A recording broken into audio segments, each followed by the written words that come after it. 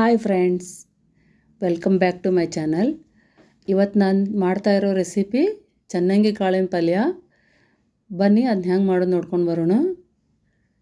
ಇವಾಗ ಬಾಣಲೆಗೆ ಸ್ವಲ್ಪ ಎಣ್ಣೆ ಹಾಕೊಳ್ಳೋಣ.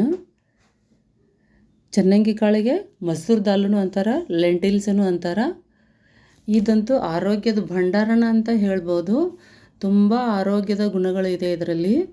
ಪ್ರೋಟೀನ್ ಮತ್ತು ಫೈಬರ್ ಇರೋದರಿಂದ ವೇಟ್ ಲಾಸಿಗಂತೂ ಭಾಳ ಹೆಲ್ಪ್ ಆಗ್ತೈತಿ. ಇದನ್ನು ಮೊಳಕೆ ಬರೆಸಿ ಬ್ರೇಕ್ಫಾಸ್ಟಿಗೆ ತಿನ್ಬೋದು. ಎಣ್ಣೆ ಕಾದ ನಂತರ ಅದಕ್ಕೆ ಹಿಂಗು, ಉಳ್ಳಾಗಡ್ಡಿ ಮತ್ತು ಕರಿಬೇವು ಹಾಕಿ ಫ್ರೈ ಮಾಡ್ಕೊಳ್ಳೋಣ. ಫ್ರೈ ಆದಮೇಲೆ ಸ್ವಲ್ಪ ಕೊತ್ತಂಬರಿ ಕಟ್ ಮಾಡಿ ಹಾಕ್ಕೊಳ್ಳೋಣ.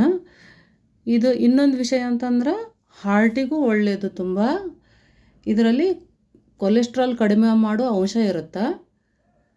ಅದಕ್ಕೆ ತುಂಬ ಆರೋಗ್ಯಕರವಾಗಿರುತ್ತಿದ್ದು ಪಲ್ಯ. ಈ ಹಂತದಲ್ಲಿ ನಾವೇನು ಮಾಡೋಣ, ಒಂದು ಸ್ವಲ್ಪ ಅರಿಶಿನ ಹಾಕೊಳ್ಳೋಣ. ಅರಿಶಿನ ಹಾಕ್ಕೊಂಡು ರೋಸ್ಟ್ ಮಾಡೋಣ. ಮತ್ತು ಕಬ್ಬಿನ ಅಂಶ ಮತ್ತು ಕ್ಯಾಲ್ಸಿಯಂ ಇರೋದ್ರಿಂದ ಮೂಳೆನೂ ಗಟ್ಟಿ ಆಗ್ತಾವೆ. ಈ ಥರ ಪಲ್ಯ ಮಾಡ್ಕೊಂಡು ತಿನ್ನಿ ನೀವು ಒಂದು ಸಾರಿ. ಇದಕ್ಕೆ ನಾನು ಹೆಚ್ಚಿಟ್ಟಿಟ್ಕೊಂಡಿರೋವಂಥ ಟೊಮೆಟೊ ಹಾಕೋತೀನಿ. ಇದಕ್ಕೆ ಸ್ವಲ್ಪ ಉಪ್ಪು ಹಾಕ್ಕೊಂಡು ಟೊಮೆಟೊ ಬೇಯಿಸ್ಕೊಳ್ಳೋಣ. ಈ ಚನ್ನಂಗಿ ಕಾಳು ಏನೈತಲ್ಲ, ಇದನ್ನು ಜಾಸ್ತಿ ಮಿಕ್ಸ್ಚರ್ನಲ್ಲಿ ಯೂಸ್ ಮಾಡ್ತಾರೆ. ಫ್ರೈ ಮಾಡಿಬಿಟ್ಟು ಮಿಕ್ಸರ್ನಲ್ಲಿ ನೋಡಿದ್ದೀವಿ ನಾವು. ಇವಾಗ ಟೊಮೆಟೊ ಮೆತ್ತಗಾಗೋವರೆಗೂ ಬೇಯಿಸ್ಕೋಬೇಕು. ಇದಾದ ನಂತರ ನಾನಿಲ್ಲಿ ಹಸಿಮೆಣ್ಸಿನ್ಕಾಯಿ ಪೇಸ್ಟ್ ಹಾಕ್ಕೋತೀನಿ ಖಾರಕ್ಕೆ. ಇನ್ನು ಚೆನ್ನಾಗಿ ಮಿಕ್ಸ್ ಮಾಡಬೇಕು. ಮತ್ತು ಕಬ್ಬಿನ ಅಂಶ ಕ್ಯಾಲ್ಸಿಯಂ ಇರೋದ್ರಿಂದ ಮೂಳೆ ಗಟ್ಟಿ ಆಗ್ತಾವೆ ಇದಕ್ಕೆ.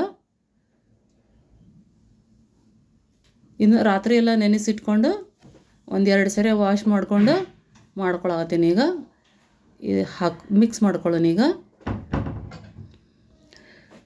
ಇದಕ್ಕೆ ಹಾಕ್ಕೊಂಡು ಮಿಕ್ಸ್ ಮಾಡಿ ಒಂದು 10 ನಿಮಿಷ ಬೇಯಿಸ್ಬಿಟ್ರೆ ನಮ್ಮ ಪಲ್ಯ ರೆಡಿ ಆಗುತ್ತೆ. ಇದಕ್ಕೆ ಎಷ್ಟು ಬೇಕಷ್ಟು ನೀರು ಹಾಕ್ಕೊಳ್ಳೋಣ. ಈಗ ನೀರು ಹಾಕ್ಕೊಂಡು ಮಿಕ್ಸ್ ಮಾಡಿಕೊಂಡು ಒಂದು 10 ನಿಮಿಷ ಬೇಯಿಸ್ಕೋಬೇಕು. ನಿಮ್ಗೆ ಎಷ್ಟು ಬೇಕಷ್ಟು ನೀರು ಹಾಕ್ಕೊಳ್ಳಿ. ಚೆನ್ನಾಗಿ ಮಿಕ್ಸ್ ಮಾಡ್ಕೊಂಡು ಲಿಡ್ ಕ್ಲೋಸ್ ಮಾಡೋಣ. ಲಿಡ್ ಕ್ಲೋಸ್ ಮಾಡಿಬಿಟ್ಟು ಒಂದು 10 ನಿಮಿಷ ಬೇಯಿಸಿದ್ರೆ ನೋಡಿ ರೆಡಿ ಆಯಿತು.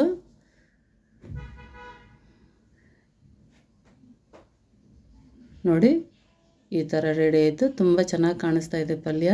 ತಿನ್ನೋದಕ್ಕೂ ತುಂಬ ರುಚಿಕರವಾಗುತ್ತೆ, ಹಾಗೆ ಆರೋಗ್ಯಕರನೂ ಹೌದು. ಇವಾಗ ನೋಡಿ ಪಲ್ಯ ಜೊತೆ ಸ್ವಲ್ಪ ನುಗ್ಗಿಕಾಯಿ ಹಾಕೊಳತ್ತೀನಿ. ನುಗ್ಗಿಕಾಯಿ ಮತ್ತು ಹುಣಸೆ ತೊಕ್ಕು ಮತ್ತು ಒಂದು ಸ್ವಲ್ಪ ಸಾಂಬಾರು ಇಟ್ಕೊಳತ್ತೀನಿ.